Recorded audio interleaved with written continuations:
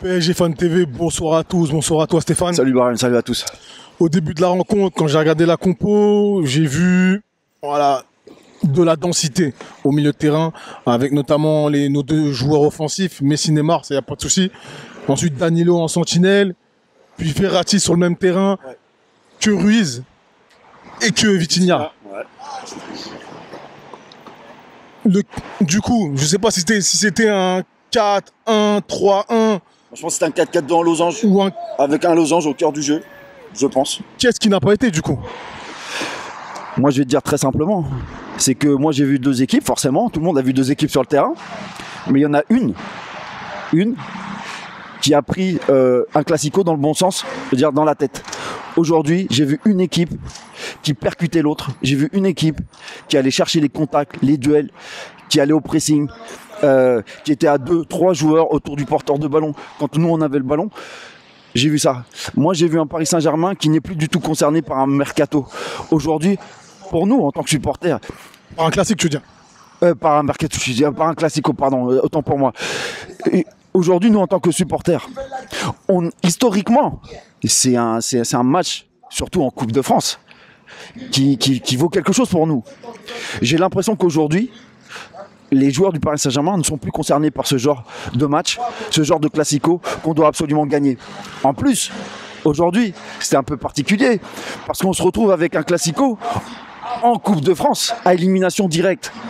C'est-à-dire qu'aujourd'hui, on a ce match-là, fin de mois, on a le même match encore chez eux en Ligue 1, mais la Ligue 1, on a 8 points d'avance.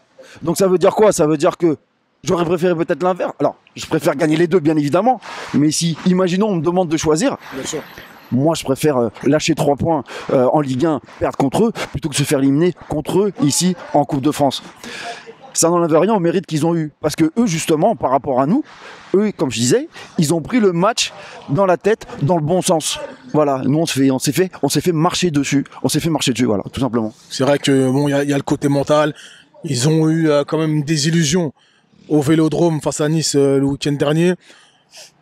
Nous, là, à Paris, on est dans la semaine du jugement. Voilà, on va l'appeler comme ça, la semaine du jugement. On va dire le mois même, parce que quand on voit le mois de février, on se dit, comme tu disais, c'est pas que la semaine du jugement, c'est le mois du jugement en fait. Parce que ça s'enchaîne. En l'occurrence, avec ce match-là qu'on a eu aujourd'hui, catastrophique. Pour moi, il est honteux ce match. Et surtout, voilà, le Bayern, Monaco, ça va être une transition. Mais après, on a le Bayern, effectivement. Et rebelote encore ce match contre les Marseillais en fin de mois. Au-delà de l'envie, de l'intensité et de l'impact que les Parisiens auraient, ou peut-être auraient dû mettre, qu'est-ce qui ne va pas, qu'est-ce qui n'a pas été, et est-ce que tu as des axes d'amélioration, notamment pour la suite des événements? Je pense que tout le monde l'a vu. C'est-à-dire, nos centraux, ça va pas du tout. On a une défense claquée au sol. On a un milieu qui tient pas la route. Aujourd'hui, on a vu qu'à partir du moment où ça percute devant, où ça vient nous chercher au contact, où ça vient chercher les duels, nous, on n'est plus présent du tout. On a l'impression que les mecs, tu sais, c'est des petites princesses qui arrivent et qui ont peur de prendre le coup, le contact, ça enlève les jambes, ça va pas chercher. Tu vois, pour moi, c'est ça. Mais l'axe d'amélioration, pour moi, elle vient là. Après, l'axe d'amélioration, elle vient aussi sur les mecs de devant. Moi, j'ai un problème, en fait. Neymar, c'est pas mon problème, Neymar, entre guillemets. Mais pourquoi Neymar est derrière? Enfin, il va chercher les ballons hyper loin derrière, tu vois. Limite, il est défenseur chez nous et il va porter le ballon vers l'avant. Moi, j'aurais préféré voir un Neymar un peu plus haut, un Neymar un peu plus, comment dire.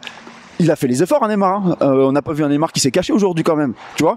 Alors, certes, il a peut-être fait certaines erreurs, mais comme la plupart de tous les joueurs qu'on a ici, mais lui, c'est pas caché, tu vois.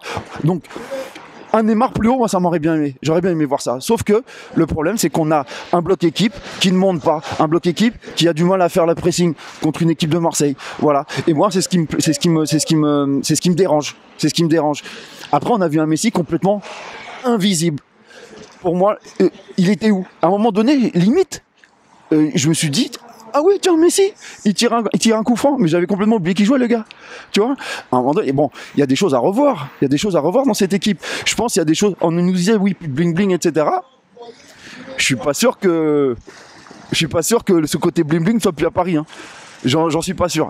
Mais il nous a manqué beaucoup de choses. Ouais. Beaucoup de choses. Beaucoup de choses. on a de la chance d'avoir quand même des latéraux qui tiennent la route. Moi, si tu mets 11 Nuno Mendes sur le terrain, pour moi, c'est plus le même match. 11 Nuno Mendes sur le terrain, c'est plus le même match. Merci à toi. Je vous en prie les gars, puis bon, on va voir le prochain match. Je pense que il y a Monaco, mais je pense que celui qu'on attend aussi c'est Bayern. Là, ça va être très chaud. Ça va être très chaud. En tout cas pour moi, je suis pas du tout confiant. Tu as une petite dédicace pour toi, mais je suis pas du tout confiant. J'allais te poser la question en plus. Ciao les gars. Ciao.